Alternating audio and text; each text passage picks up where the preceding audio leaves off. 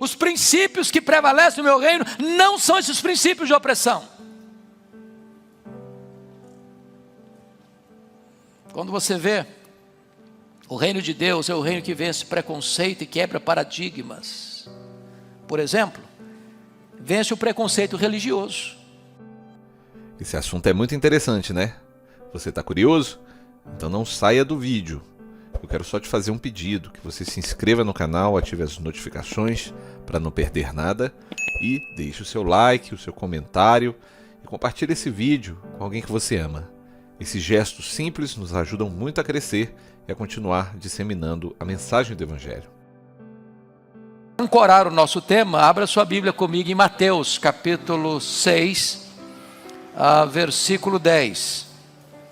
Mateus 6, 10, por gentileza.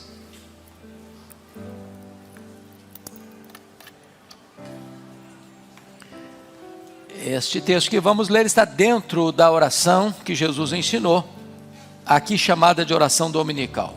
Se você está com o texto aberto, 6:10, vamos todos a uma só voz. Vamos juntos? Venha o teu reino, faça-se a tua vontade, assim na terra como no céu.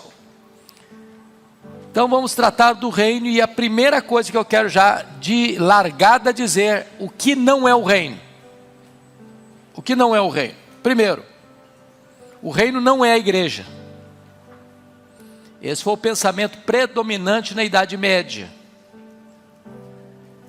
De Agostinho à Reforma, esse era o entendimento, que a igreja era o próprio reino. E isso não é verdade. Segundo, o que não é o reino? O reino não são as denominações religiosas. Mesmo a somatória de todas elas também não representa o reino, não é o reino, melhor dizendo. Terceiro, o reino não é um sistema político ou geográfico.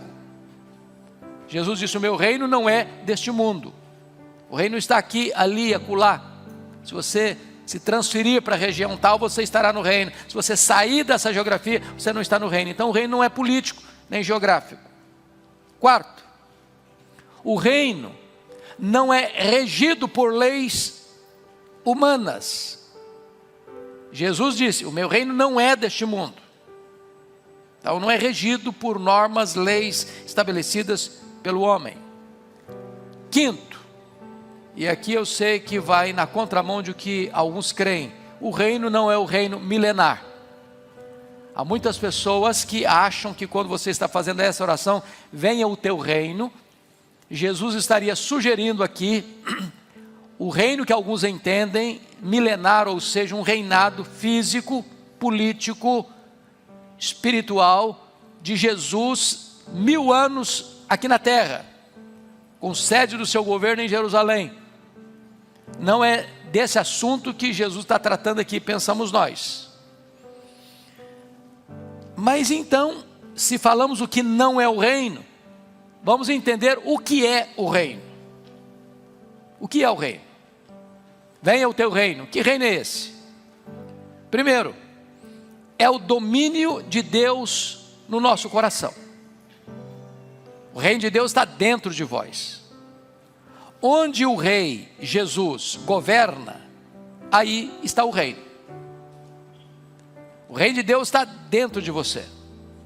Se você é um súdito do rei, se você está debaixo da autoridade do rei, se você obedece aos preceitos estabelecidos pelo rei, é o domínio de Deus no coração. Conforme Mateus capítulo 4, verso 23, o reino foi o tema central da própria pregação de Jesus. Percorria Jesus toda a Galileia, ensinando nas sinagogas, pregando o evangelho do reino. Então, é a essência da pregação de Jesus, é o reino. O grande teólogo Augustus Strong divide o reino em 3 partes, e eu acho que ele foi muito pedagógico e homilético na sua sugestão. Por exemplo, com respeito ao universo, o reino é o reino de poder. Segundo, com respeito à igreja militante, a igreja que está aqui na terra, é o reino de graça.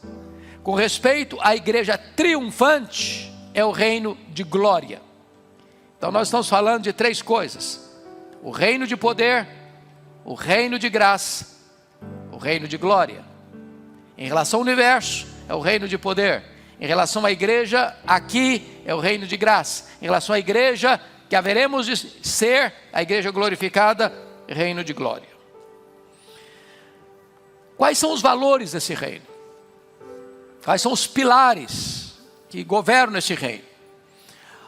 Donald Cravel escreve um livro fascinante. Se você ainda não leu, sugiro a leitura. O Reino de Ponta Cabeça. Para mim, uma das melhores obras que eu já li sobre o assunto.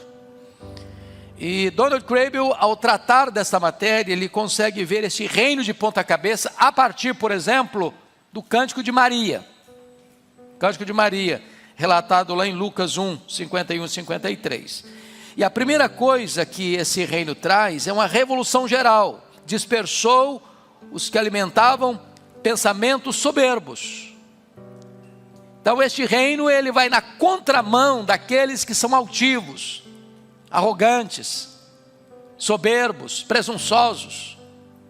Deus dispersa essas pessoas. É uma revolução, porque o mundo aplaude os soberbos, os arrogantes.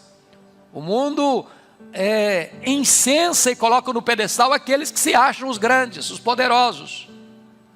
E o reino de Deus vem derrubando tudo isso. Segundo, o Cântico de Maria, há ali uma revolução não apenas geral, mas uma revolução política.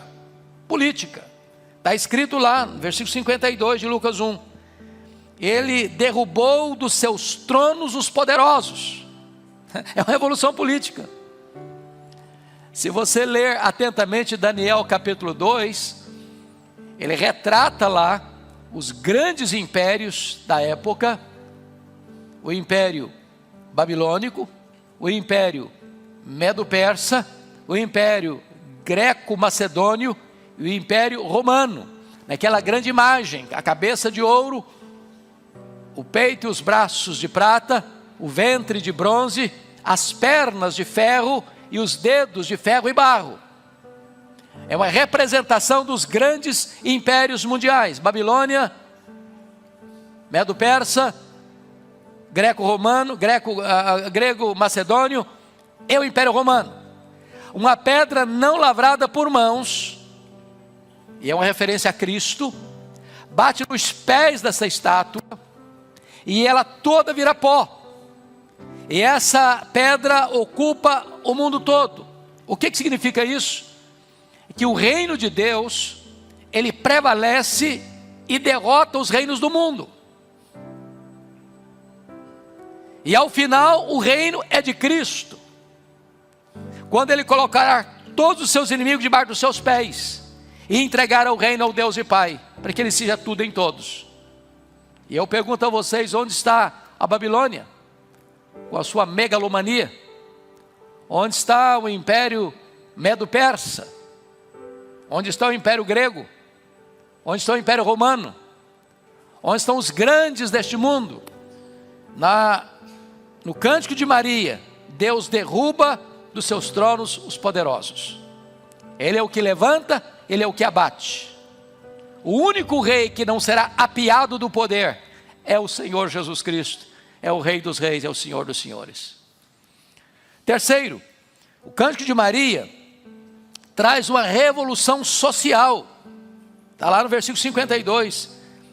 Deus exaltou os humildes. Ao mesmo tempo que os que estão lá no vértice da pirâmide fazem uma viagem para a base da pirâmide, os que estão na base fazem uma viagem para o topo da pirâmide. Deus despede os orgulhosos, Deus exalta os humildes. Isso é uma verdadeira revolução social apresentada pelo reino de Deus. Mas mais do que isso, o Cântico de Maria traz para nós uma revolução econômica, porque está no versículo 53, encheu de bens os famintos e despediu vazios os ricos. há aqui uma mudança de cadeiras, numa revolução radical, porque nos valores do reino de Deus, meus irmãos, os pobres são bem-aventurados. E está escrito, ai dos ricos. Não que a Bíblia esteja condenando a riqueza e fazendo apologia da pobreza, nada disso. Não é pecado ser rico e não é virtude ser pobre.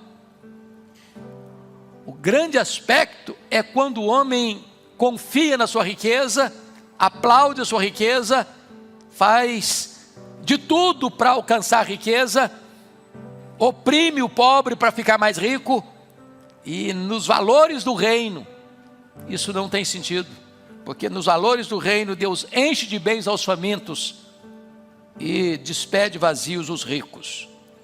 Mas quando você vai para esse reino de ponta cabeça, que faz a mudança das cadeiras e pega quem está na base e leva para o vértice, pega o que está no vértice e derruba lá para a base, você vai encontrar uma outra revolução na pregação de João Batista. Se você ler a pregação de João Batista no deserto da Judéia, ele é o engenheiro de trânsito do reino de Deus.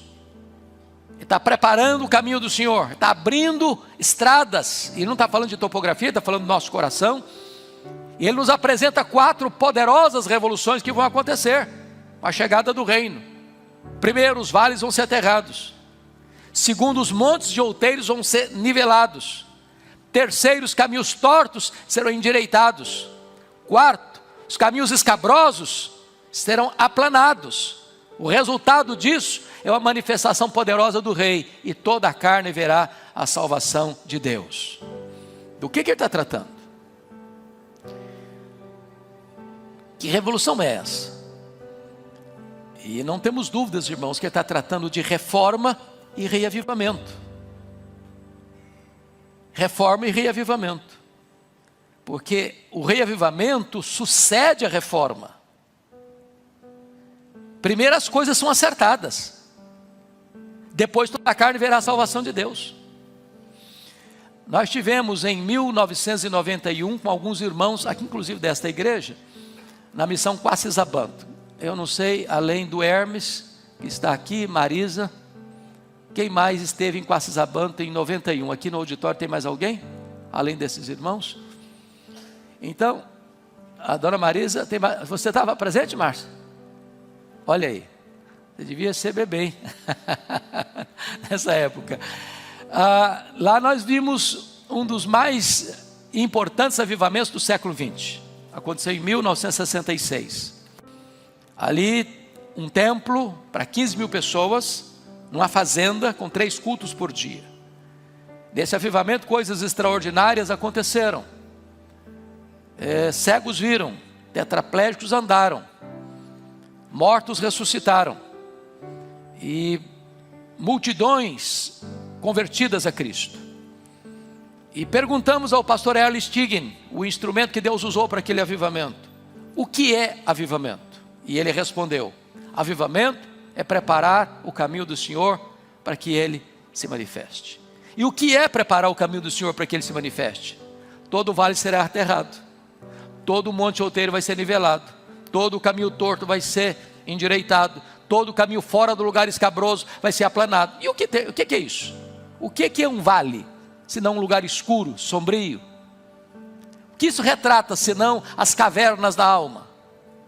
Os lugares sombrios, onde escondemos as coisas jeitosamente para não serem vistas. O que é um monte, senão soberba, arrogância, altivez? O que é o caminho torto, senão vida dupla, hipocrisia? O que é o caminho escabroso, senão um caminho fora do lugar, fora do propósito e do padrão de Deus? Quando essas coisas são acertadas, quando há reforma, então vem a promessa do avivamento.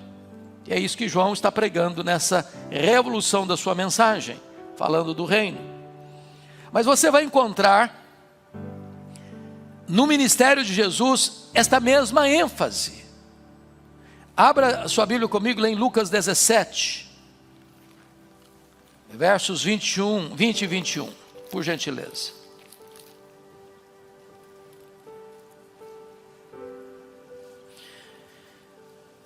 Interrogado pelos fariseus sobre quando viria o reino de Deus, Jesus lhes respondeu: Não vem o reino de Deus com visível aparência, nem dirão ele aqui ou lá está, porque o reino de Deus está dentro de vós.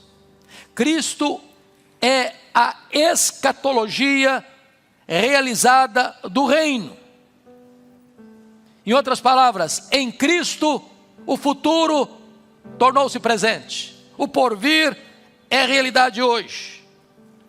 O reino de Deus está dentro de vós, é o governo dele, é o reinado dele.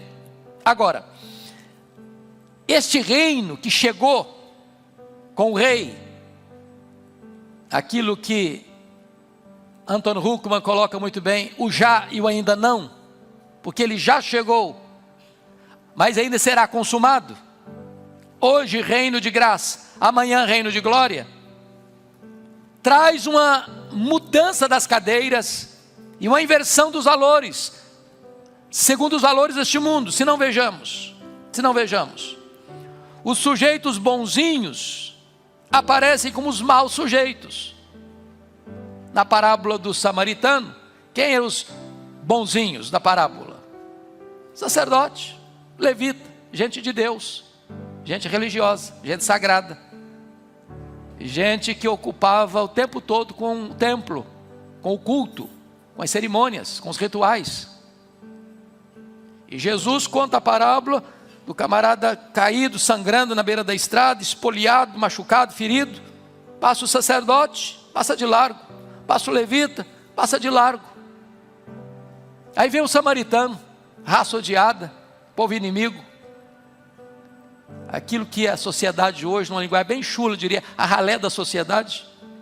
Passa, olha, chega perto, pensa as feridas, pega o cara, bota em cima do seu animal, leva para um hotel, diz, olha, cuida desse homem aí, e se tiver mais despesa, eu volto para restituir. E aí aquele que é o vilão da história, vira o herói da história. No reino de Deus as coisas estão invertidas, de ponta cabeça. Segundo, os que deveriam receber elogios, são os condenados. Quem é que deveria receber os elogios? Os fariseus. Quem são os fariseus?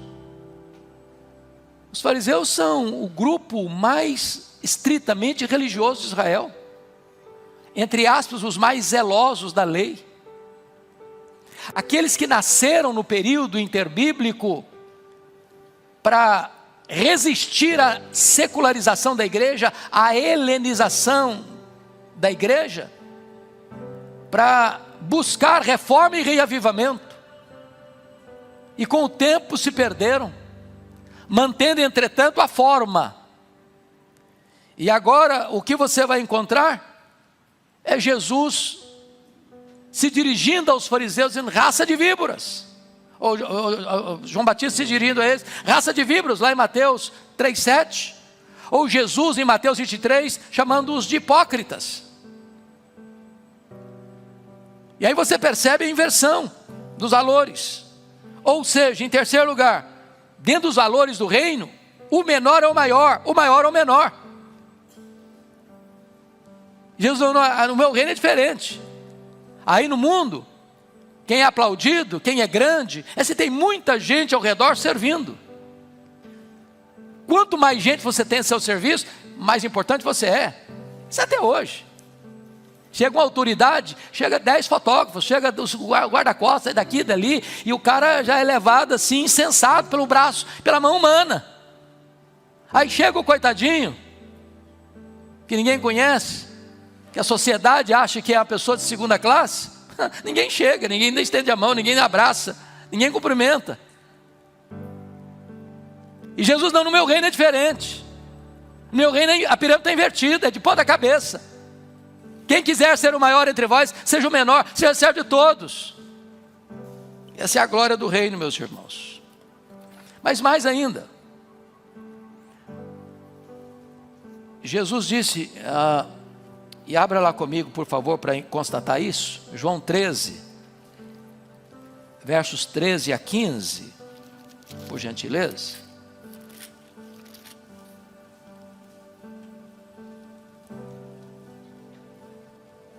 Você pode ler comigo? João 13, 13 a 15, vamos juntos? Vós me chamais o Mestre e o Senhor, e dizeis bem, porque eu sou. Ora, se eu, sendo o Senhor e o Mestre, vos lavei os pés, também vós deveis lavar os pés uns dos outros.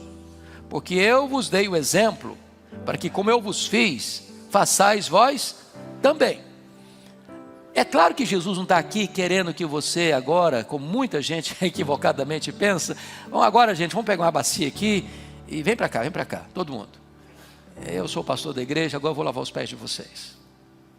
O ponto não é esse. O ponto não é esse. O ponto aqui é que, geograficamente falando, eles estavam na ceia, eles iam participar da ceia, estavam no cenáculo. Jerusalém fica num deserto. Naquela época não tinha nem ruas calçadas, era poeira mesmo. Os sapatos não eram fechados, eram alpargatas de couro cru, abertas. Então não tinha ninguém com os pés limpos. Mas as mesas não eram altas como as nossas, onde você enfia o pé debaixo da mesa e esconde os pés. As mesas eram baixas. Você sentava no chão. E você ficava no cotovelo e o seu pé ficava mais ou menos endereçado perto do rosto do outro. Então não se sentava à mesa sem lavar os pés. Mas esse era o papel do escravo. Os discípulos eram orgulhosos demais para lavar os pés uns dos outros.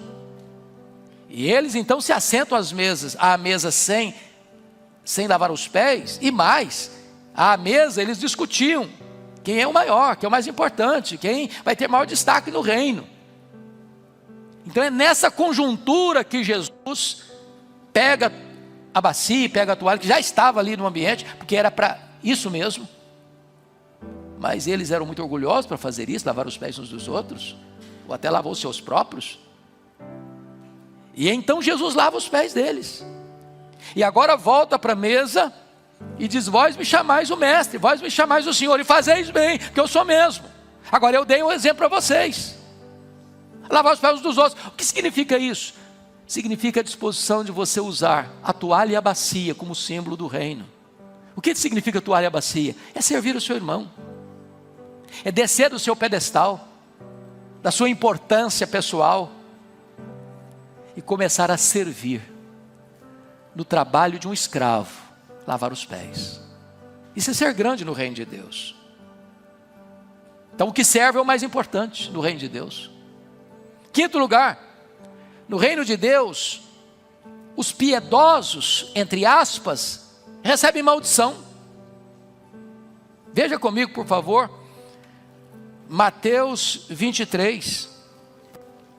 Você ler Mateus 23, dentro desses valores do reino, a partir do verso 13, tem aí uma série de imprecações, de ais, dirigidos às pessoas mais importantes da religião da época.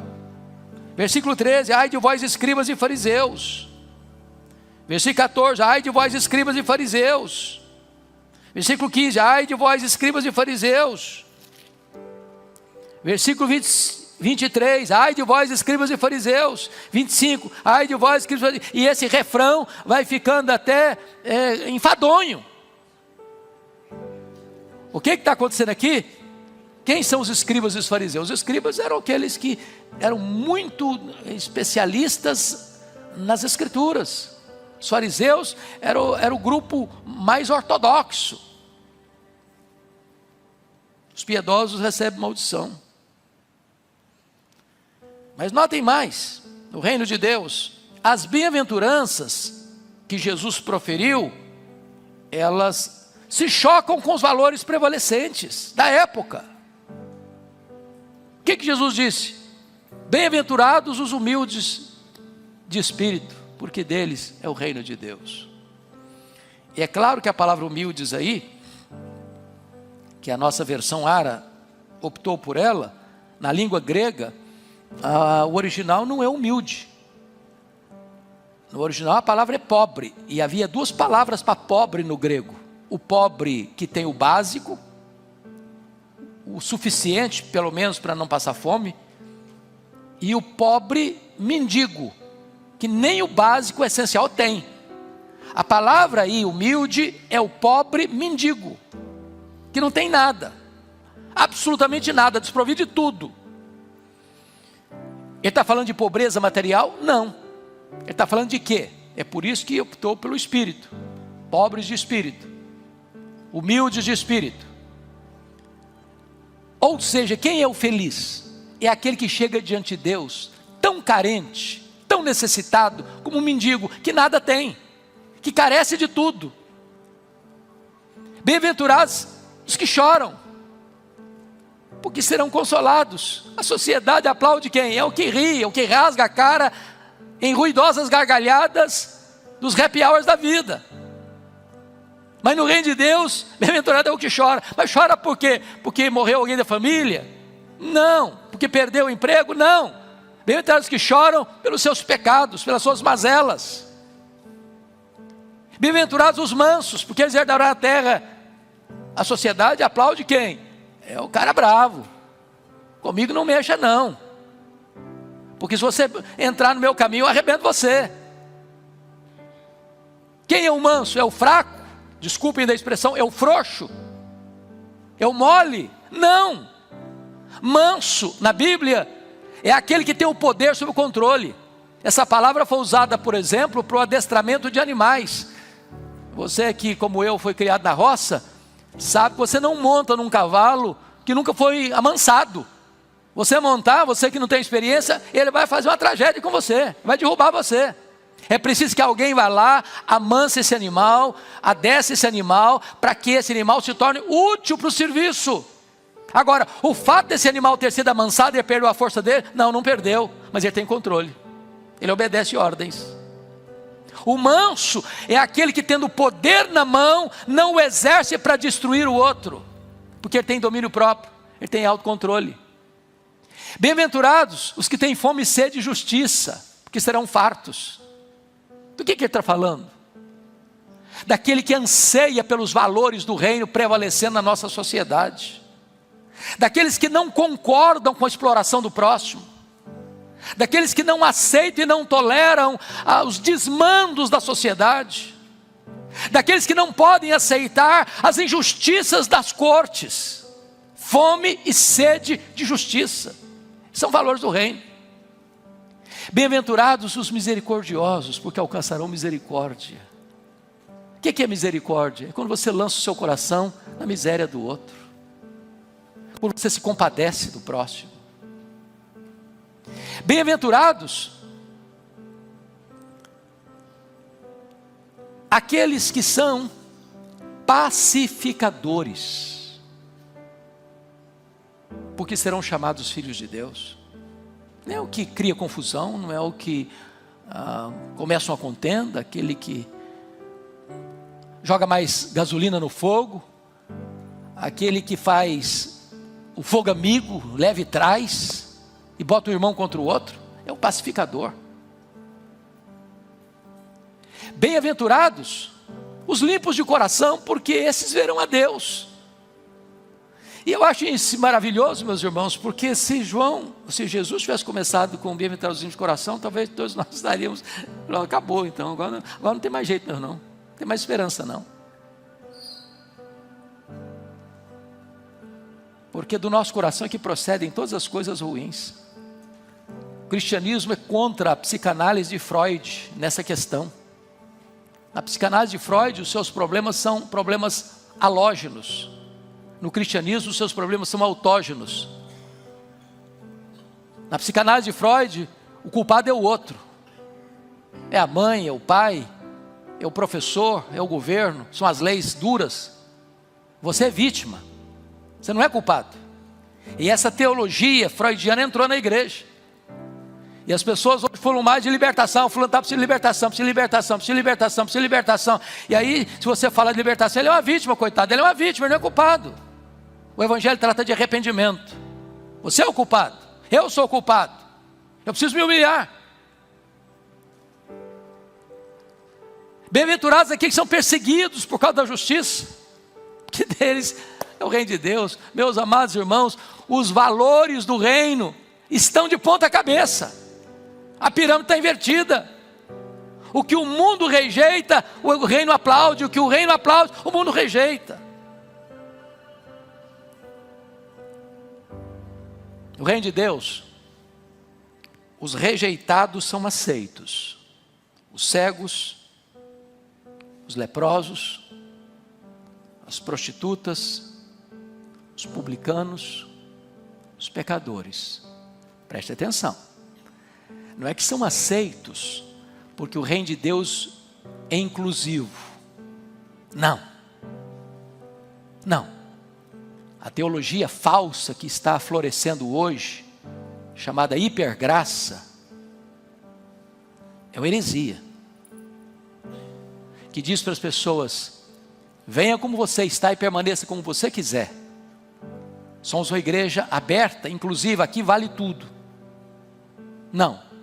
A igreja de Deus é aberta a todos, mas a igreja de Deus não é aberta a tudo.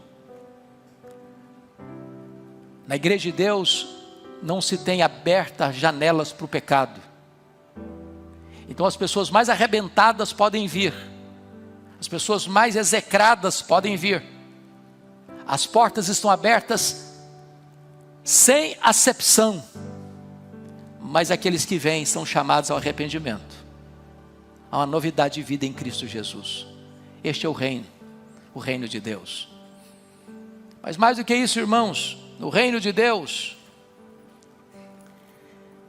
não é governado por leis de opressão. Quando Jesus está diante de Pilatos, num sistema corrompido, onde a religião corrompida deu as mãos ao poder político corrompido, a união desses dois poderes corrompidos decretaram a morte de Cristo à cruz. E é nessa conjuntura de leis de opressão é que Jesus disse para Pilatos: o meu reino não é deste mundo. As leis que governam o meu reino não são essas leis. Os princípios que prevalecem no meu reino não são esses princípios de opressão. Quando você vê, o reino de Deus é o reino que vence preconceito e quebra paradigmas. Por exemplo, vence o preconceito religioso. Deixa eu dar 3 exemplos. Primeiro, a mulher cananeia. Jesus está fora do território de Israel e vê uma mulher gritando atrás dele, incomodando. Os discípulos falaram: Senhor, despede essa mulher, está incomodando, está atrapalhando, manda essa mulher embora. Aí Jesus para conversar com a mulher. Não fui enviado senão à casa de Israel. Bom, deu um banho de água gelada nela, porque ela não era israelita.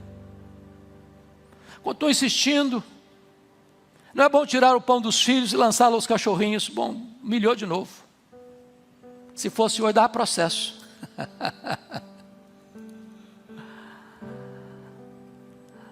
Mas a mulher se humilhou mais. Não, mas os cachorrinhos comem das migalhas que caem da mesa do seu Senhor. Essa mulher está dizendo: Senhor, tem misericórdia de mim. O problema não era ela, o problema era a filha dela. E eu acho isso tão lindo, porque o problema dos filhos são o problema dos pais.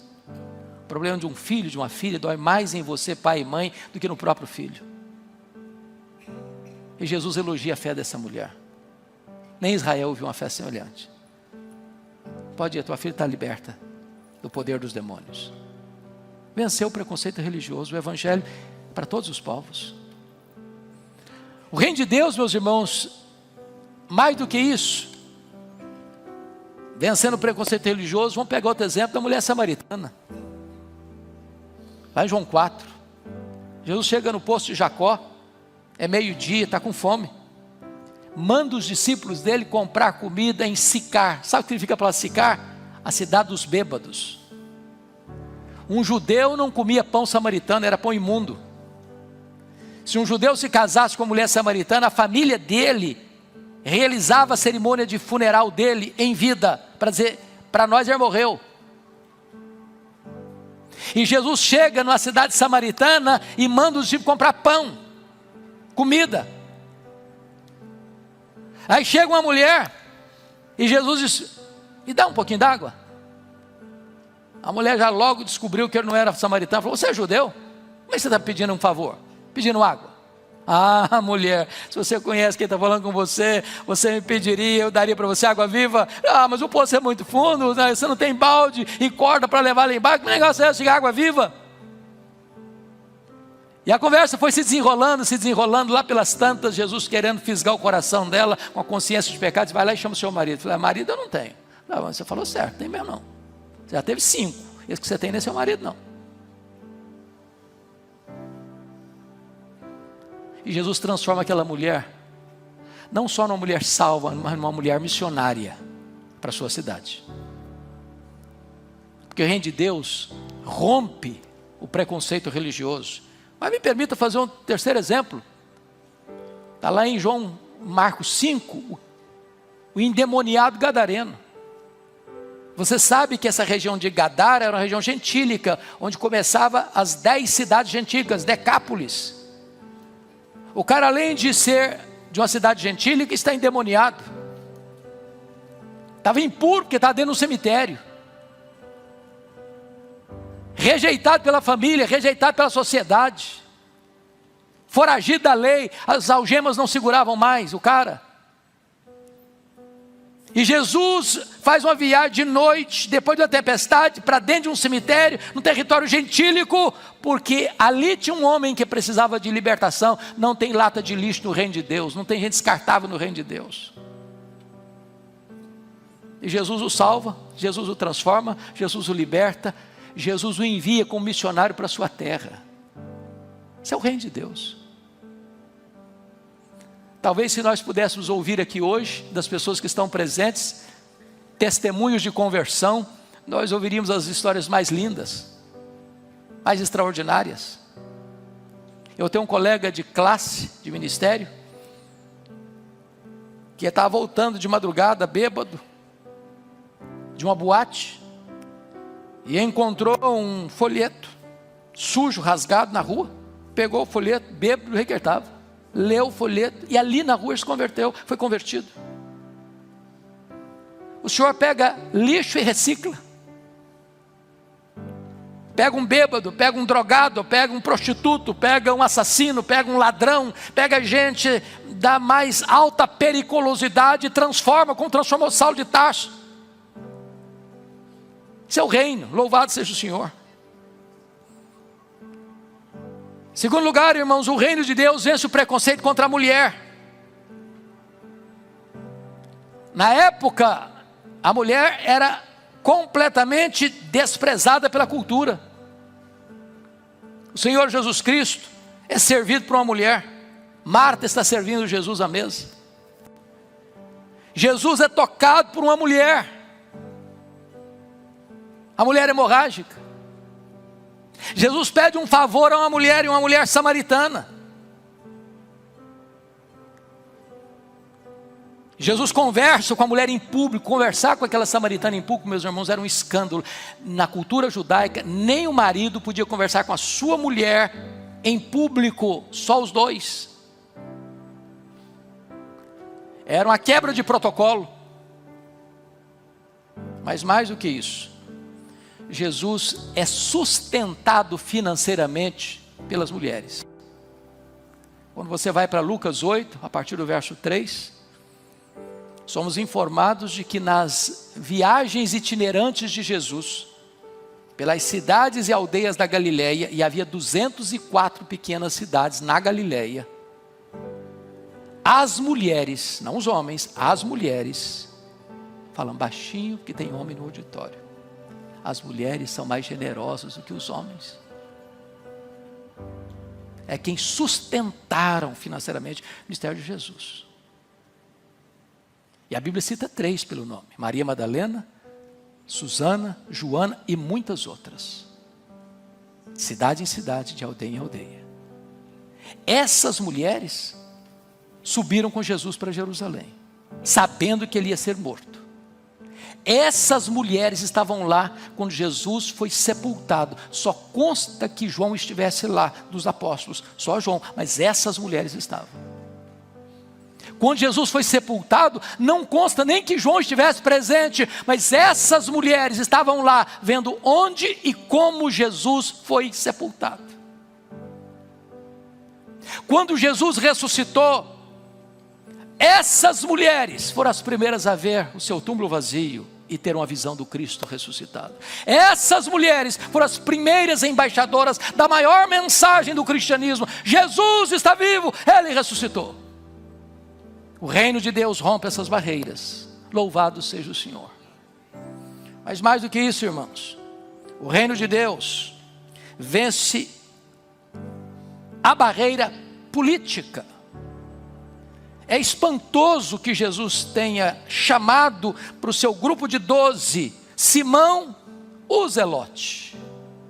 Quem são os Zelotes? Era o partido mais radical de Israel. Era o partido que defendia pegar em armas para resistir ao Império Romano. Pois Jesus chama um Zelote. Eu acho maravilhoso que na outra ponta Jesus chama um Mateus, cara do sistema, cara empregado de Roma. Nós poderíamos até dizer que tinha uma extrema direita e uma extrema esquerda no grupo de Jesus. Eu não estou dizendo com isso que você vai ser crente e ser extrema esquerda não, viu? E nem estou falando que você é de Jesus vai querer ser extrema direita não. Você tem valores diferentes do reino que governa a sua vida. Agora não importa de onde as pessoas vêm, elas são transformadas pelo poder do Evangelho. Outros valores são adotados, outros princípios são abraçados. Esses são os valores do reino de Deus. Mas mais do que isso, meus amados, eu fico impressionado, porque dentro dos valores do reino, na questão política, Jesus tem coragem de chamar um Herodes de raposa. Quem é o Herodes? A maior autoridade na Galileia.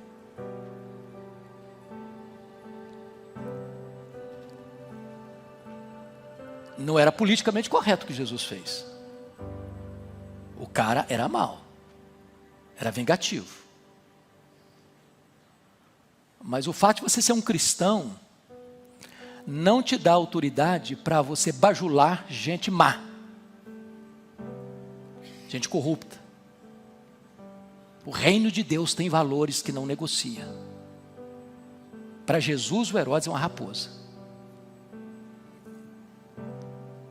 Quando você vai olhar com mais vagar, Jesus relativiza o poder absoluto de César. Quando Jesus diz assim: dai a César o que é de César e a Deus o que é de Deus, meus irmãos, isso era uma revolução na época, que no entendimento da época tudo era de César. César era o Kyrios, era o Senhor. O que Jesus está fazendo? Quebrando o poder absoluto da política, dizendo que há duas vertentes distintas: o Estado e a igreja. Tanto o Estado quanto a igreja foram instituições de Deus. Toda a autoridade é constituída por Deus. Mas Deus não aceita um Estado absolutista. O Estado tem função dada por Deus, a igreja tem função dada por Deus. O Estado não pode interferir na igreja. Toda vez que o Estado quis interferir na igreja, ele se tornou absolutista, ditador, cruel. Dai a César o que é de César, dai a Deus o que é de Deus. Foi por isso que Jesus também relativiza o poder de Pôncio Pilatos. Quando Pilatos, querendo afrontar Jesus ou ameaçar Jesus, diz para ele assim: você não sabe que eu tenho poder sobre você, de matar você, de deixar você viver? E Jesus não questionou esse poder, não. Ele está falando: olha, Pilatos, tudo bem, você tem esse poder mesmo, só um detalhe que você não está entendendo: esse poder não vem de você, esse poder vem de Deus. Nenhum poder teria sobre mim se do alto não tivesse sido dado. Sabe o que Deus está fazendo? O Estado tem poder, e o poder é limitado, e o poder é dado por Deus. Não é autocracia. Meus irmãos, o reino de Deus mexe com todas essas estruturas. Se você imagina que cristianismo é você ficar isolado, trancado dentro de 4 paredes de um templo, está muito enganado. O reino de Deus interfere na política internacional, o reino de Deus interfere na economia, o reino de Deus interfere nas políticas dos governos, o reino de Deus interfere nas cortes, nos parlamentos, o reino de Deus interfere no comércio, o reino de Deus interfere na vida. Foi por isso que quando perguntaram para João Batista, assim, as multidões perguntaram: ô João, o que nós vamos fazer com o seu sermão aí de arrependimento? Ele disse: quem tiver 2 túnicas, dê uma para quem não tem, quem tiver comida, faça o mesmo. O que ele está dizendo? Quando você é súdito do reino, você é uma pessoa generosa. Não combina crente mão de vaca, não combina crente sovina, pão duro, avarento. Reino de Deus implica em que o seu bolso é convertido. A sua vida financeira muda de cenário. Você se torna uma pessoa generosa. Agora preste atenção. Generosidade não é arrependimento. Generosidade é a evidência do verdadeiro arrependimento e não um substituto do arrependimento. Quando os publicanos perguntaram: e nós vamos fazer o que, João, com seu sermão? Ele respondeu assim: contentai-vos com vosso soldo. O que ele está dizendo? O que ele está dizendo? O que ele está dizendo é o seguinte: os publicanos eram terceirizados, o governo terceirizava os publicanos, eles eram contratados para recolher tributos em uma determinada região, com o compromisso de repassar um valor específico para os cofres de Roma, mas eles podiam cobrar muito mais, e eles exploravam as pessoas para embolsar, para se enriquecer. E João Batista responde assim: contentai-vos com o vosso salário. Em outras palavras, você quer saber se o cara é súdito do reino mesmo? Veja se ele não passa a perna nos outros. Veja se o dinheiro que cai na conta dele é dinheiro limpo. Veja se não é desonesto nos seus negócios. Reino de Deus, irmãos, interfere nas coisas práticas da vida. Não adianta o cara dar glória a Deus, levantar as mãos e falar aleluia, se lá no dia a dia está roubando, está sendo desonesto, está pagando propina para levar um contrato. No reino de Deus, a ética é mudada, é transformada. Quando os soldados perguntaram: e nós, João, fazer o que com o seu sermão? João respondeu assim: a ninguém maltrateis, não deis denúncia falsa, contentai-vos com o vosso soldo. O que ele está falando? O que ele está falando? O que ele está falando é que ninguém tem o direito, seja uma autoridade política, civil, militar, religiosa, de do alto da sua liderança pisar nas pessoas que estão embaixo. O que ele está falando? O que ele está falando é que ninguém deve dar denúncia falsa para levar vantagem com isso. Deus é contra os juízes que são subornados, as testemunhas que são compradas. Deus é contra quando a justiça é interrompida para satisfazer a interesses de alguns, em detrimento da justiça e da verdade. Isso é o reino de Deus. Mas eu vou terminar. Às vezes eu me empolgo com essas coisas. O reino de Deus empolga a gente, sabia? Empolga mesmo. Então vamos lá para encerrar. Quem entra nesse reino? Como é que entra nesse reino? E Jesus disse para Nicodemos assim: se você não nascer de novo, você não pode ver o reino de Deus. E Jesus disse mais em João 3,5: se você não nascer da água e do Espírito, você não pode entrar no reino de Deus. Ninguém entra no reino de Deus, irmãos, por elementos humanos, porque uma autoridade eclesiástica não, você pode vir, está tudo bem. Somos uma igreja inclusiva aqui pode tudo. Você pode até entrar numa igreja dessa, você pode ser membro de uma igreja dessa, você pode ser líder de uma igreja dessa, mas você não entrou no reino. No reino só entra com o novo nascimento. Se não nascer de novo, não entra. A porta de entrada é o novo nascimento. Sabe por quê? Porque esse reino está aqui no seu coração. Romanos 14:17 diz que esse reino é justiça, esse reino é paz, esse reino é alegria. 1 Coríntios 4:20 diz que esse reino não consiste de palavras, mas de poder. E as virtudes desse reino é ser humilde, é chorar, é ser manso, ter fome e sede de justiça, é ser misericordioso, ter o coração limpo, e ser pacificador, e estar disposto até mesmo a sofrer injustiça e perseguição, para você ser fiel ao Rei, que é o dono do reino. Que Deus nos abençoe, e que esses valores do reino possam ser vistos na nossa vida, no nosso testemunho. Vamos ficar em pé e vamos orar.